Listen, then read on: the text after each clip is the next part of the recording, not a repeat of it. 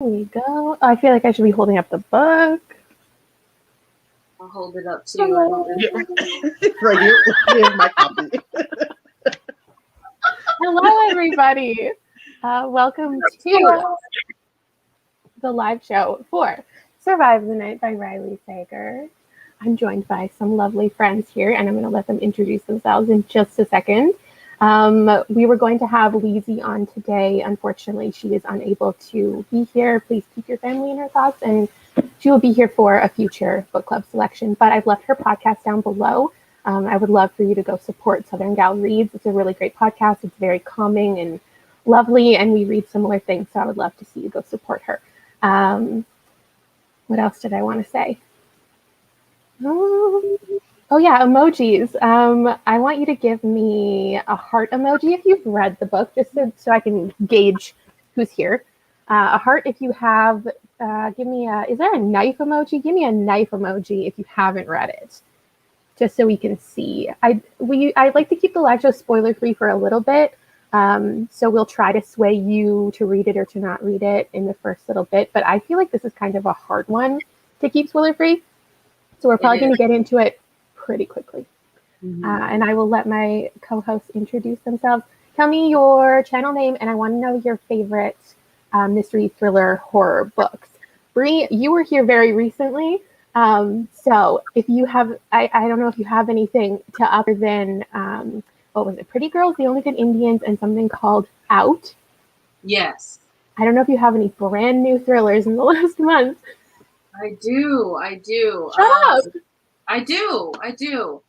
So I'm Bree from Lockbooktition. I'm trying to think, how do I describe the channel? It's a channel. I'm out here reading. I'm sprinting.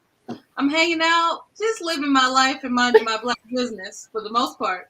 And then I would say an update is the Night Swim. I need more thrillers with a podcast feel. Like, that was wonderful. Oh my God, I love that book. So I would say Night Swim was one of my faves. And then I just got this one. So I'm hoping that this one is my fave. Same. Yeah. So that's what I have.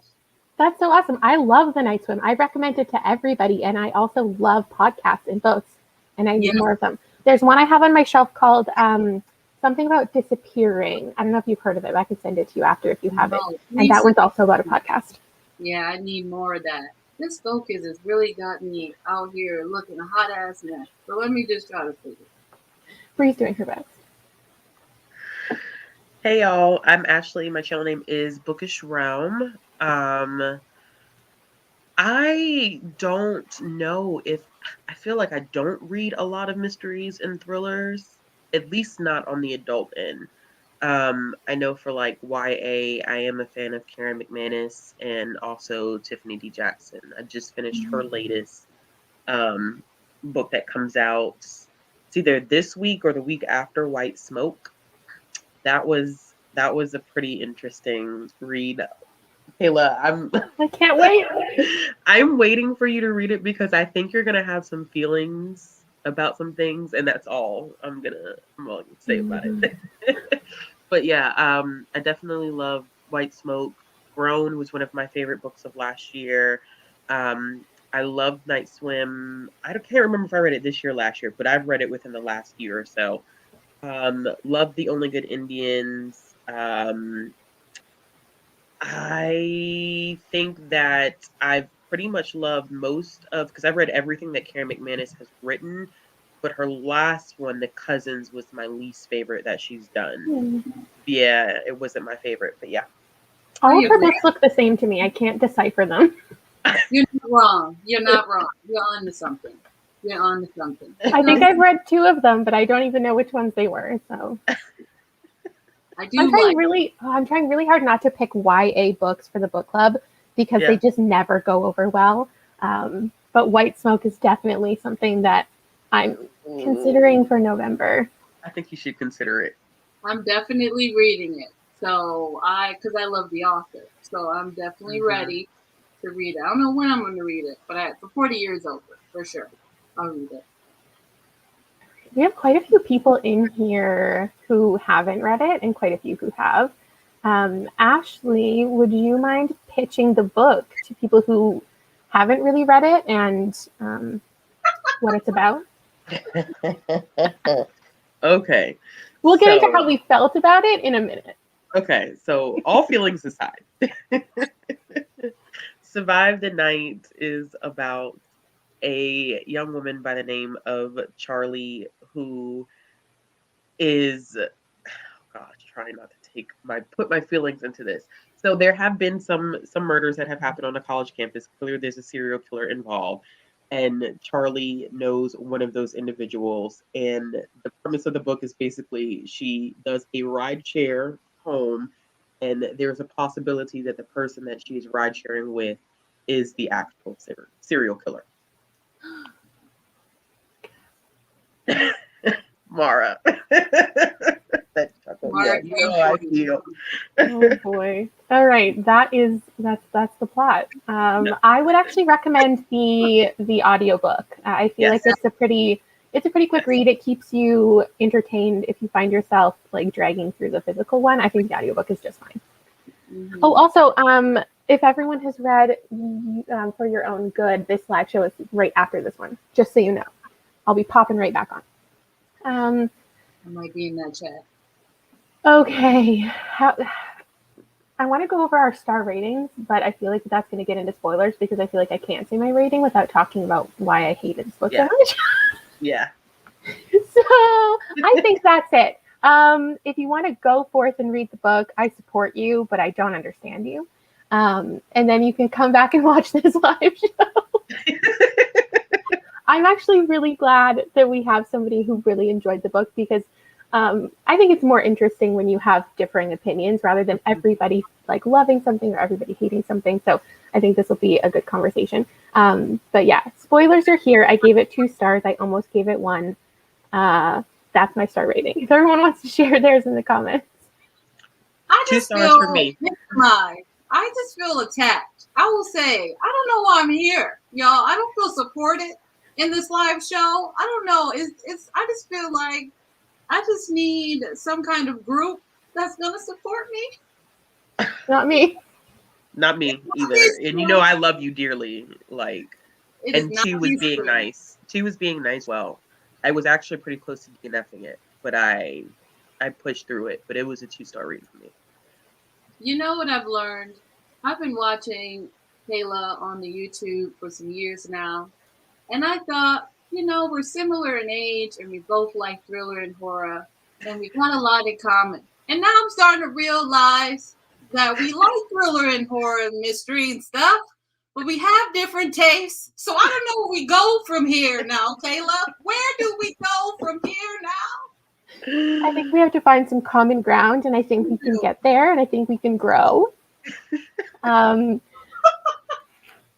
I will say is, if as far as the stack of Riley Sager goes, wow, that's a stack. It's all the way at the bottom. It's not good. It's not. I think what I've noticed because Bree said before we started that. Which one have you read? Sorry, both of these. I read those 2. And you didn't like either of them.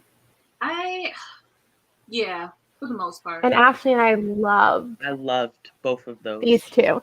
So maybe it's just like one or the other. I will reread Home Before Dark because I feel sometimes when I read a book and I feel like my headspace wasn't right, I want to give it another try because I feel like there was other things that was influencing how I read Home Before Dark. So I do want to reread it.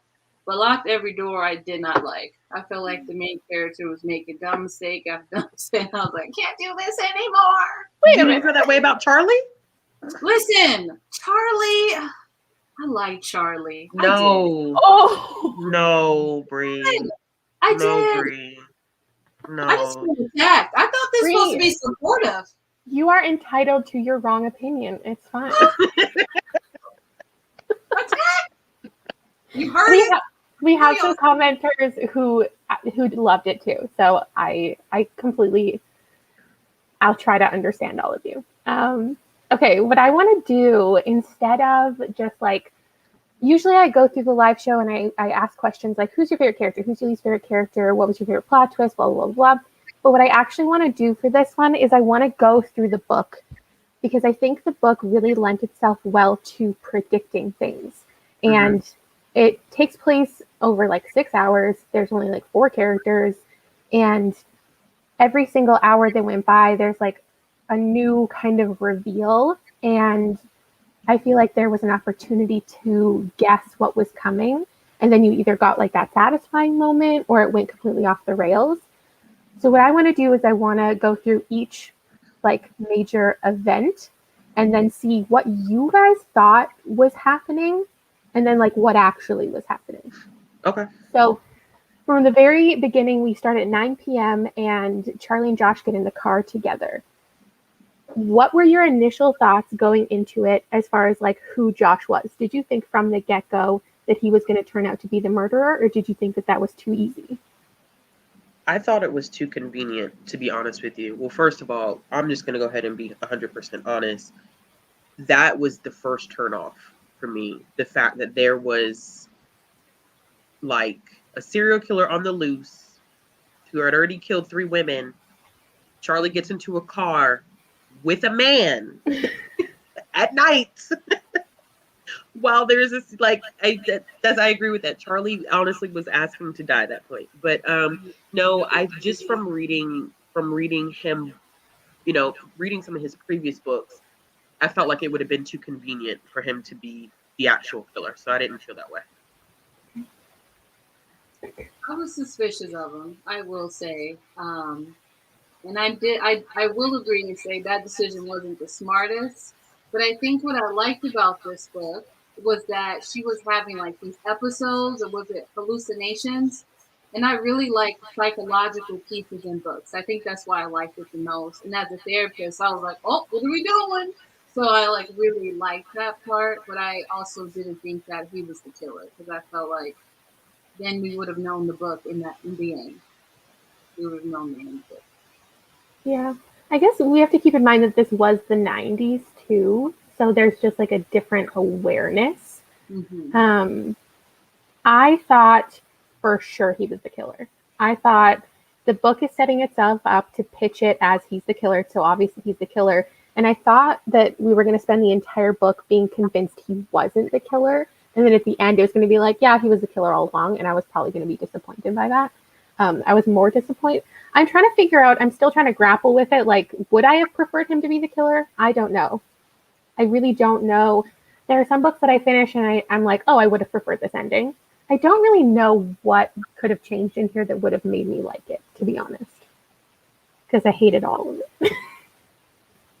What happened next? I wrote down little notes. At 10 p.m., she starts like quizzing him about things and he starts getting things wrong about his own story. So she's like, where are you from? And he says the wrong thing. And she asks if he works at the school. And at first he says he's a student and then he says something else. So at that point okay, and then also Charlie starts having hallucinations at this point. Right. So at this point, what did you think was happening? Because I feel like a lot of times you assume you're about to get that unreliable narrator. And so at any point, and especially at this point, did you think that Charlie was responsible in some way? When the hallucination started, I said, I think, but then I kept feeling that was almost a little too easy as well. But I was like, I think that maybe she's the one that's doing it and she just can't remember. And it reminded me of that movie with Robert De Niro and Dakota Fanning. I forget the name of the movie where she had a best friend named Charlie and her dad could not figure out who Charlie was. And there's a crazy plot twist. And I thought maybe Riley Sager was kind of going for the same type of idea with her having these chunks of time missing. But I still felt like it was a little too easy. And I don't know if I thought so much about him kind of messing. Yeah, hide and seek. That's it. I don't know if I thought so much about him lying. I thought there was something off about him, but it still didn't make me think that he was a serial killer. At that time, I thought, okay, maybe Charlie is the one who is having these hallucinations and like blacking out because there was like parts of her memory that she couldn't remember. So I thought maybe she was the killer. I also thought, what was the name of the guy in the car? What's his name again? Josh? Josh. I thought Josh was either an accomplice or he was drugging her. I don't know why I thought. I was like, he's drugging her. He's drugging her, and now like her hallucinations is getting worse. But I was suspicious of both of them at that point. I guess, like, in some aspects, you could say that, like, Riley Sager was successful at that then, because if we all were thinking, okay, maybe it is Charlie, like, that's obviously what he was trying to do. So there is that. I will say, like, I just don't like a tease at an unreliable narrator in this capacity. I don't think I like how convenient it was, like, when she was having these hallucinations. It always just happened at like the most convenient time, and it was a little too easy for me, I guess. Okay. Also, at 10 p.m. is when the cop drives by, and this is my, I think, least favorite scene in the entire book. Is like the first time we see Charlie act like a complete idiot. Is when like the cop drives by and she like writes on the window like help. And like that's it. And at this point, Josh had played 20 questions with her and had said that tooth answer as his thing, leading her to believe that she was in the car with a murderer. And at that point, would you not do like anything that you could to get the attention of that cop? Like, I think that was the first scene that I was like, I hate it. I hate it here. I don't want to keep reading. If this wasn't a book club book, I probably would have stopped. And I'm glad people feel the same. So, okay, I'm going to put my therapist hat on for a second. So while I was reading that scene, I kept thinking to myself, this could very much be, how do I say it? I felt that the way she was feeling is how people with certain mental health disorders have felt. Like, I can't trust myself. I don't know if this is happening or not. Like, I don't want to be making a scene and then I find out that that's not it. I don't want to be labeled crazy. I don't want people to think that, it's a bunch of like societal influences really dictating how they're moving in the world. So I really like, I can understand why you didn't like that part, but to me, it made sense why she was doing the way she was doing from like a therapeutic lens. So I was like, that's such a great perspective. Done. Huh? That's a great perspective. Yeah. Totally. Okay, where was the comment? I just saw a comment that said, but she was worried that the cop wouldn't see her, so she didn't want to make like a big scene. But I don't know, in my opinion, sorry, I don't try to like I try really hard in thrillers not to put like how I would react in a scenario onto the character. But in this book, I really just couldn't help it because I was like, instead of being subtle in that moment, I would do everything that I could to ensure that I got out of the car. Like, I wouldn't write the subtle help. I would throw the door open so the cop had no choice but to see me. I would honk the horn so the cop had no choice. Like, because then even if Josh reacted poorly, I know for a fact that the cop is going to see me and take me out of the situation. Yeah. I think that's how I felt in like every single scene moving forward. So I'm going to say there was a lot of car scenes. And I kept waiting for her to grab the wheel and like crash the boat. And that didn't happen. I was like, girl, get out of there. And she didn't. So here we are. Okay, what happened next?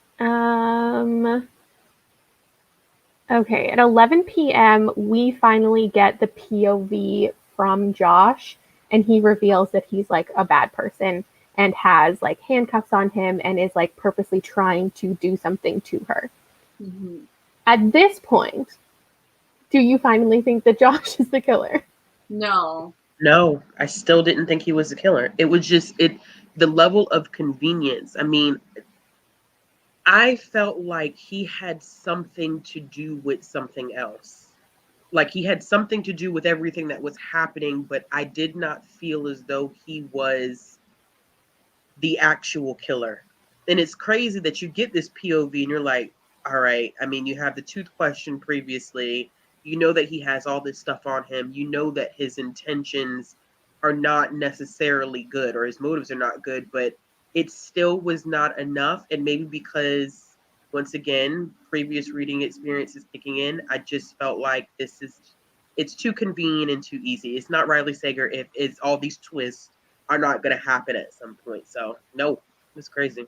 I didn't. Can I ask y'all a question? Yeah. Do you think you didn't like it because, like the book overall, because when you compared it to his other books? I don't think for me it was an active comparison while reading it. The Okay. comparisons happened for me post reading it. Because I don't go into any of his books trying to compare them, but I think that knowing his writing style and the methods in which he sets up his books makes it a little bit more difficult for me to accept anything at face value, if that makes sense. So what to me may be obvious just from reading his past stuff, I know I'm not going to I can't take that at face value because it's not your style for me to take it at face value. I was actually expecting this one to be more of a basic thriller, so I wasn't looking at it with like the Riley Sager expectation of all these convoluted plot twists at the end. I really thought it was going to be just really straightforward because this book came out so quickly. And what I've noticed with thriller authors, like for example, Ruth Ware came out with a whole bunch of like really convoluted twists in a bunch of her books, and then she came out with one book that was so basic, and it felt like back to the basics of mystery books, like something I would have read 10 years ago, and I actually came to appreciate that. So I kind of thought that this was Riley Sager's moment of that it was just going to be really straightforward and basic. So I was just like, I was more so bored than anything else because I thought that it was trying to convince me of things that I knew weren't going to be true by the end, and I just, yeah, that's how I thought this. I agree with this comment that I thought that it was going to turn into a survival story at like the halfway point. So I started to lose interest pretty quickly when she kept getting in these scenarios where she could have escaped and then didn't. And it just kept happening over and over again. And I was waiting for it to turn, and then it didn't really. It got more action packed, but I was expecting it to get far more psychological, I think. Every time she kept getting in situations where she could have got out, I kept thinking to myself, man, she really doesn't trust her thoughts. Like, so, and then she doesn't trust anything else. So she's in dangerous situations from us looking in, right? But to her, she's like, is it dangerous though? Like I could have hallucinated that. So I was like, dang, she really don't trust herself. I think one of my issues with this book also is that I don't tend to like thrillers where I know things before the main character. So I actually didn't like the scenes that we got from other POVs when we got finding out that Josh is a bad guy. And then later we meet Marge and we get her reveal to us before her reveal to Charlie. I don't love that. I like finding out like with the character what's going on. So I think that's somewhere that it failed for me as well. Okay, next, I think we're at like midnight and we end up at the diner. So that's where we meet Marge. If you haven't read the book, Marge is like this sweet old lady who works at the diner who's trying to help out Charlie. This was the exact scene that I was like expecting. Is like they go into the diner and they sit down and this woman is helping them out and she realizes that Charlie might be in danger. And she like spills tea on her and takes her to the back. And she's like, are you safe and are you okay? And Charlie's like, yeah, I'm fine. And I was like, I'm going to hurt you. Like someone's offering you help. Just. I think she's also like battling with trying to figure out who killed her best friend. So she's like trying to be big dog status while also having hallucinations. And I'm like, girl, it's kind of hard to be big dog status when you ain't got it all up there. It's kind of hard for you to do that. I hated this part of the book. It is such a huge plot hole. It's ridiculous. We get Marge's POV, and it makes no sense by the time that you get to the end of the book that her POV happened the way it happened when you, I don't want to spoil it until we get to that part, but you get what I'm saying? Like when everything falls into place with Marge, the way that her POV plays out in this section where she's like, oh my gosh, look at the two of them. They look so scared. And I'm like, or she looks so scared. You can tell something's happened between the two of them. And I feel like it was a cop out from Riley Sager. It was a cop out because he used that as a way to throw us off. But for Marge's internal dialogue to be that way, it's not like we're making an assumption. She's literally saying this, and we know for a fact by the end, it doesn't add up. Like, it was so stupid. I'm so sorry. It was so stupid. Brie, tell us something you loved. So you get to, please. I feel bad. I'm just like, man, they don't want me to be great today. Y'all woke up and chose violence, and I like it. I like it. Did the Marge twist work for you? It did. So remember, oh Lord, Haley, you gotta help me. What was the first book club pick you invited me to? The last ones? Yes. So like what you really liked about it is relation to you and where you live, right? Yeah. Like it was that personal aspect to it that made the book more enjoyable for you. For me, everybody in the tri-state area know how I feel about my grandma. Love her. She is literally the best thing since sliced bread. So when Granny was introduced as a killer, I was like, yes, kill her, Granny, kill her. I was about it. That was like one of my favorite things. I was like, finally, we're using old folks as killers. I was just loving it. Like every part about it, I was like, mess some stuff up. So that's why I really liked Marge. Because Marge was like, look, you gonna tell me what happened to my grandbaby. And I was like, that is what my granny would do. Come in, guns blazing, being like, you're gonna tell me something. So I really like that. That was the end of my TED Talk. I support you. I get it, Brie. I get the personal feelings. I think from a writing standpoint, it just, Marge, I think as a character, she was cool because of the supposed intensity of the relationship that she had with her granddaughter. But you can't write someone as this sweet little old lady as an internal dialogue and then have her externally have these other motives. It just, for me, it was like, this was late. Like, I was disappointed because it's lazy writing. That's lazy writing. It's lazy editing. It's just a hot mess. Like, no one who edited this book thought, like, Riley, you had her like have this internal moment where she's saying, I'm so concerned about this woman, but then you paint her as a completely different person by the end of the book. These two things just don't match up, hun. So maybe we should go back and do a couple of revisions. So I just felt, I'm going to disagree. I didn't think it was lazy. I thought we're getting a picture with multiple layers. And then I thought the lady's dying of cancer. We all know how depression and cancer goes. Like, she's just out here trying her best. Another plot twist. She's dying of cancer, stage 4. How is she putting people in trunks? Yeah, and pulling them out up. Full-grown jockey. Full-grown people. She had an accomplice. That we don't know about? That wasn't on page? Did she have old dude? I can't believe this is making me look like right now, when I'm trying to speak my truth and my camera is doing this to me. Anyway, then her accomplice was Josh. Not Josh, the other dude.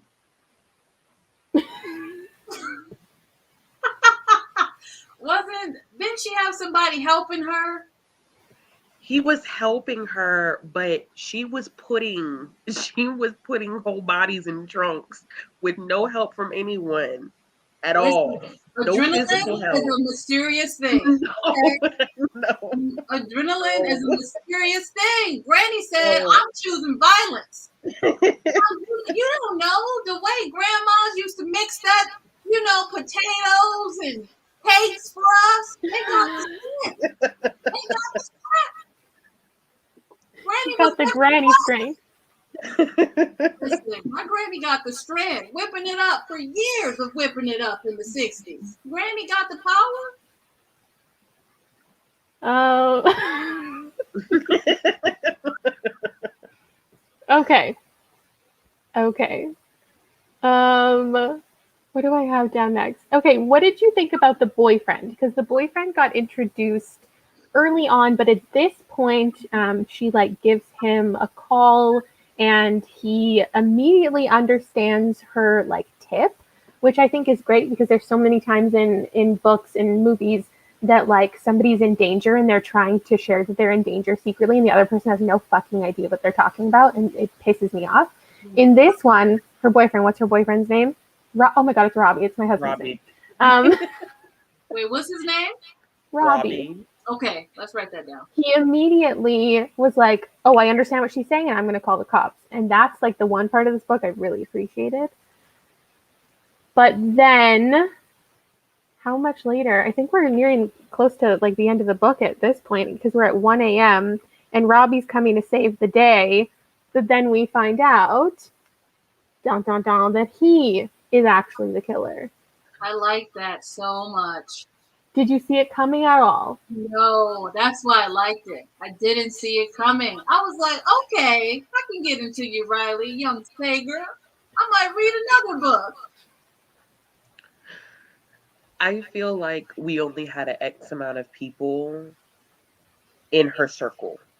So with everything else that had happened, it only made sense for it to be him when it came to that time. So it wasn't really like a oh, it was such a huge thing. And then, it was clearly black box, the teeth are going to be in there because he's a serial killer. It wasn't as impactful, I think, as maybe his intentions were when he was writing that scene out. That was for me personally. I just feel like we need a debate about this because I'm trying to get y'all's psyches right now. But I did. It's so tough when there's such a limited cast. Yeah. And especially because we had no inkling of the boyfriend being the killer. I just feel like it was so obvious that he was going to be the killer. There's just so many opportunities throughout the book to, like I said, predict what's going on. So it's kind of easy for this to at least cross your mind, I think. There were times that I was like, no, he's just a genuinely good guy and he's going to come save the day, and it's just straightforward and basic, and that's great. I thought Granny was the killer. I really did. I really thought Granny was going to be the one. I just really felt like that at one point. I was about to expand on that more, but I think I forgot it. So we'll just let that pass and move forward. I can see that, Bree, but let me tell you where that idea got messed up for me. Okay. Because I figured out too quickly that Josh was either a cop or a bounty hunter. Too quickly. I can't remember exactly where, and I don't know if it was when he was knowing exactly the depth of his wound and knowing how to stitch it up. I said, nah, this man has military or police background somewhere. He's not, there's something more intricate about his roles. So for me, when that happened and then you figured out that him and the grandmother were working together, I thought the two of them thought that Charlie was the killer and they wanted to handle the situation themselves. So at that point, I thought that would have been pretty cool because I thought that maybe the grandmother was wanting to question her because she knew that she had these breaks in her memory and that she wanted her to remember that she was the actual killer. But then the way things started to play out, I was like, no, Charlie's still not going to be the one who's the killer. So that only left the boyfriend at that point for me. So by the time it came full circle, it wasn't a big surprise. Interesting. I actually think that could have been a cool aspect if when we were getting Granny's POV, she was talking about Charlie's responsible, she's obviously the killer and blah blah blah. That makes sense. I thought that Marge was responsible pretty early on. Like the second we met her in the diner, I was like, there's no way she's just like this helpful, sweet old woman. I didn't predict that was her roommate Maddie's grandma, but I knew that she was involved some way, and I didn't think that she would be the killer. So like her role, I did predict, but not exactly how it played out, I guess. I do like stories of revenge, but I don't know why this one just didn't do it for me. That would have been dope. Helpful. Maybe it's my southern self. Grandma's always helpful, being extra as hell. It would have been cool to see like Charlie be innocent. I didn't do it. And then she just breaks. And then like you see this completely different personality where it's like, yeah, I killed all three of them. And what? Like I would have that right there. I would have been like, oh, that's so dope. Like I know. It would have been slightly obvious, but I think like her being this master manipulator with all this innocence and I don't know what's going on and having the reader buy into this innocence and then it's like, no, I know exactly what I'm doing, which I think it would have been so interesting for that to play out and then she killed both of them and she keeps the book at the end of the book. That would have been dope. That would have been cool. I think for a second, I was like, maybe there's some DID going on here. You know what I mean? Yeah. It would have been interesting like that. I never at any point in the book, I don't think, predicted that Charlie was the killer. So I guess that would have been a good twist for me. But I feel like if that was the twist, a lot of people would have been like, oh, of course, another unreliable female narrator. Like, I don't know if people would have been on board for it. Would have been haters. I said it.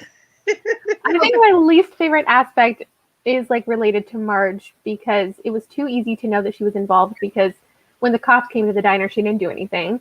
So clearly she had something going on. And then she like winked at Josh when they were in the booth. And it was just like so obvious that they were connected, I feel. And then like her whole storyline of just like, she thought that she could kidnap this girl and make her remember something. Like that just doesn't make sense to me. It's just like, maybe if you thought that Charlie knew something that she wasn't sharing, but she was genuinely like, if I threatened to kill you, you're gonna remember what happened that one night. You're gonna remember what the guy looked like. Like that's not how memories work.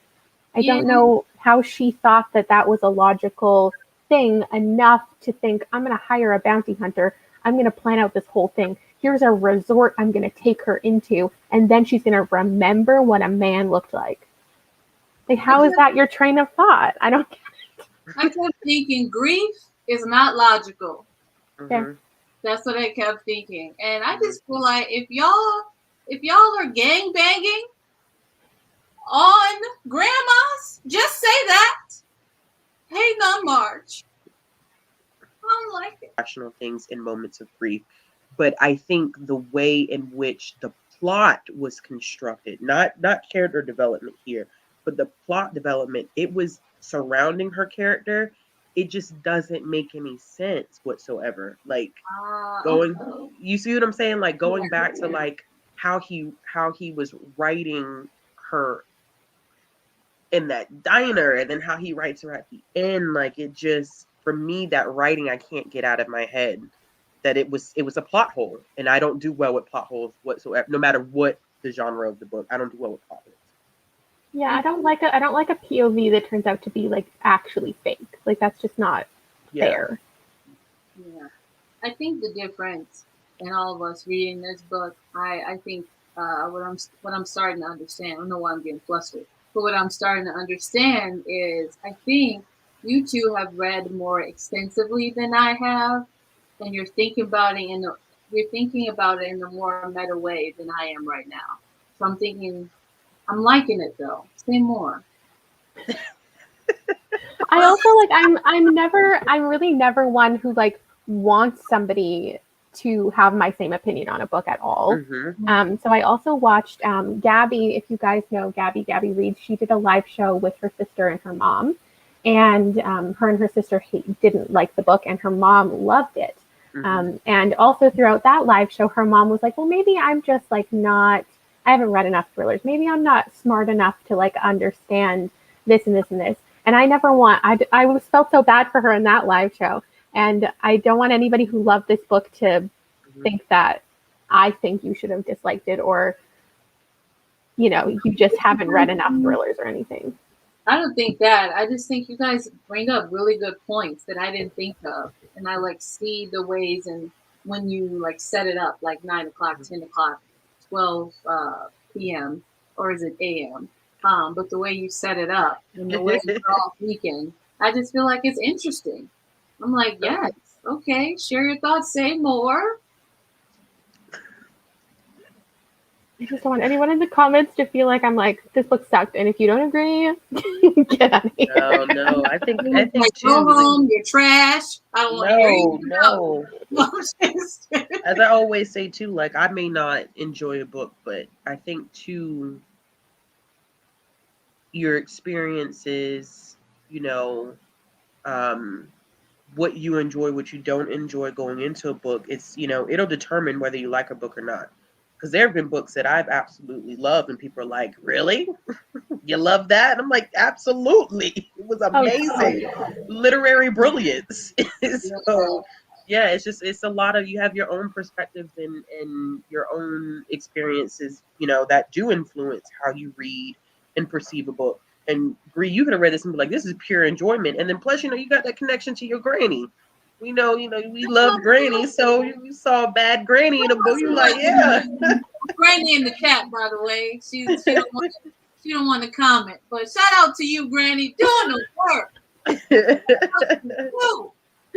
I find this is actually like a really hard one for me to try to justify. So I'm glad I got the opportunity to like talk through it, because what I always say about thrillers is that I only need two things. Like, there are so many thrillers that I rate high that people rate low and they don't understand. And what I always come back to is I look for two things in a thriller. I want to be surprised and I want to be entertained. That's it. I don't typically need to understand everything. I don't need every character to act in a way I understand. I don't need everything to be logical. I don't need everything to be reasonable. So I did get those two things out of this. I was entertained and I was surprised, and I still didn't like it. So I'm glad that I get to explore, especially with all of these comments and people pinpointing what they didn't like about it. It's helping me at the same time. Okay, what's the final like big last reveal?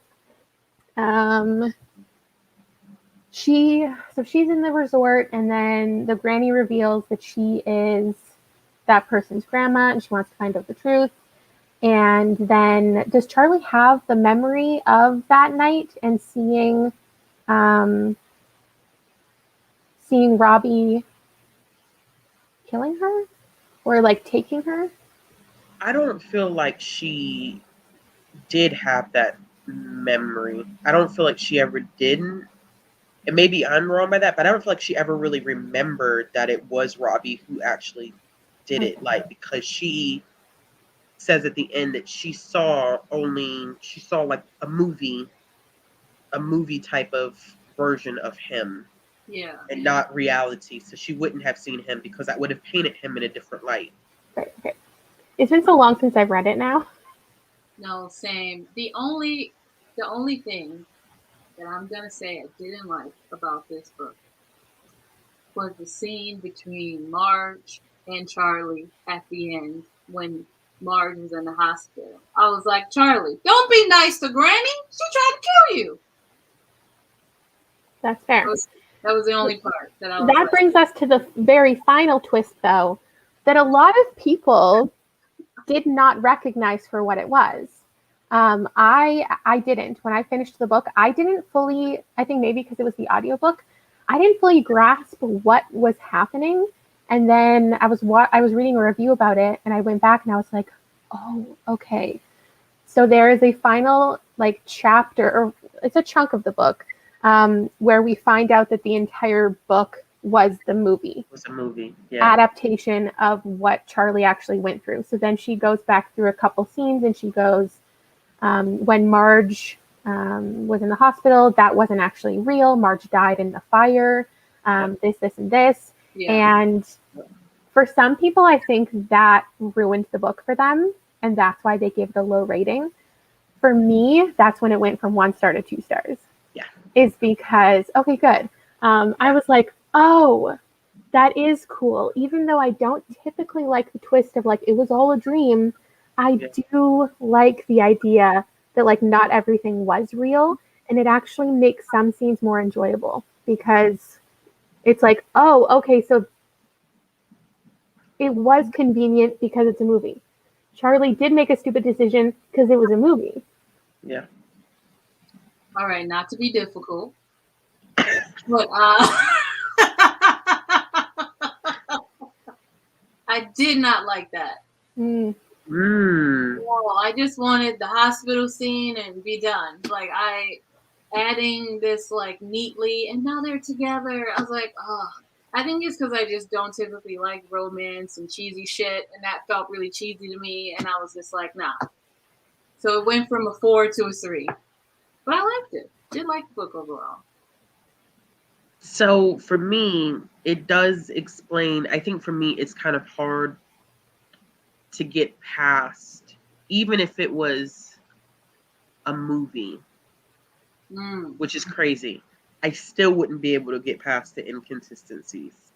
But that's just me as a movie watcher, that I'm like that too. Like, because as much as I may not read a lot of mystery and thriller books, movies, like clockwork, and I'll watch a movie that's a thriller over and over and over again to see exactly what I should have picked up on till I got to, when I got to the end of the movie. So it does, and it did bump the rating up for me because I was like, oh, okay, that's that's an interesting twist. The whole thing's a movie.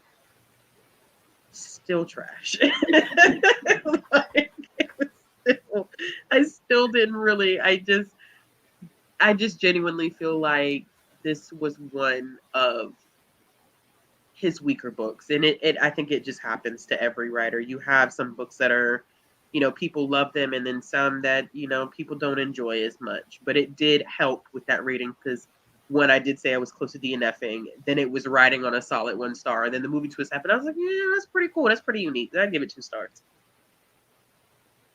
There was a couple scenes that like after reading that part, I was like, okay, fine. Because there's this one scene where he's like drowning her in the car when she drives them off the bridge, and he's like holding her underwater, and then she somehow grabbed some handcuffs and handcuffs him to the steering wheel when she's underwater. No sense at all. I will agree with y'all. I was like, what in the hell? This ain't right. Like, that just didn't seem right. I was like, how'd she survive this? How are you thinking? I don't know. I just was thinking to myself, like, if somebody was holding me down on water, one, I can't swim that well, so your girl for sure dead.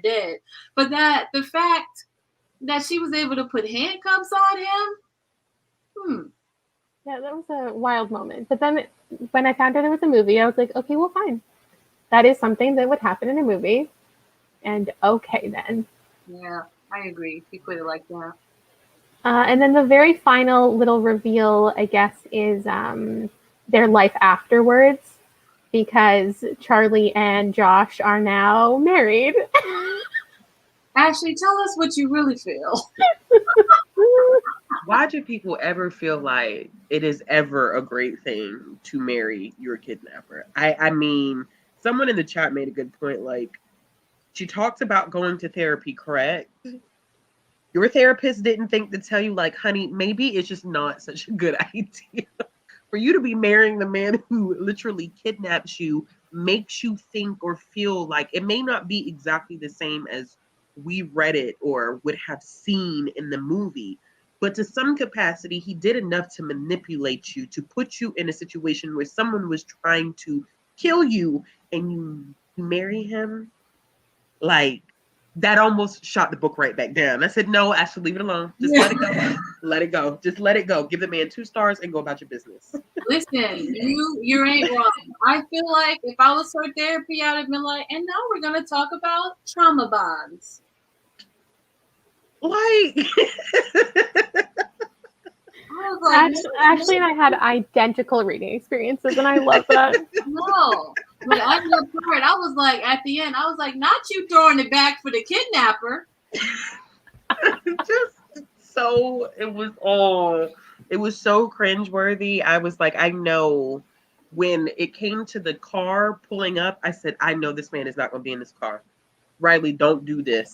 I don't do this. Don't do this to me. I said, I know this man is not in this car. Sure enough, she gets in the car. We went on one date, and then the next day, and then by the third date, he knew that I like to sit in the middle of the sixth row, and I was like, this is not okay. This is not healthy. It's not healthy. I'm like, girl, he was stalking you since '94. That's why see. I said, this girl is in the Himalayas chilling with the other players. I'm also just like not one for an epilogue. I never want an epilogue. I'm never looking for an epilogue. So yeah, it was tough because like the whole book was 1 star for me, and then it was 2, and then it was 1 again, and then I was just like, I don't know how to feel about this. So to wrap it up, if anybody has any book recommendations or movie recommendations that you feel like has similar vibes, I would love to go through the comments after and find those. I would recommend, I think, No Exit by Taylor Adams, just because it also like kind of takes place in a car, and it also is like snowy kind of isolated vibes. So it's like partially a road trip, but not completely a road trip. That's what I recommend. There's also another one that I can't think of right now that takes place in a car. It's like that really psychological one that just got turned into a movie. I have to think about it. Oh, thank you. I'm thinking of ending things.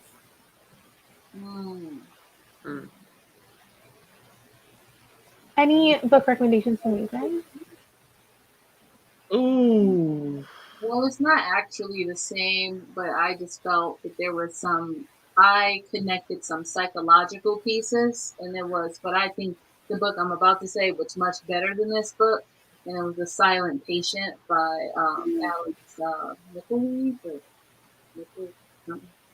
Yeah, I do. I get that one. I think a lot of people who loved that I've seen liking Survive the Night, actually. Yeah. I don't think I have any book recommendations that are similar to this, but if you like movies where the narrator may be a little on the questionable side, or there's some there may be some incorporation of like perception of reality kind of issues, I definitely would say A Hide and Seek is really good. And then also Hide and Seek. Shutter Island with Leonardo DiCaprio. That's when over and over and over, and I still talk about the ending of that movie to this day. So those are two probably one of my favorite psychological thrillers that I've watched, and I watch a lot of them. Those are two of my favorites. Yeah, I actually think Shutter Island is a book. It's not as good as the movie, so I too would recommend the movie. Mm-hmm. I don't think I've seen either of those. I haven't seen Hide and Seek. Y'all haven't seen Hide and Seek?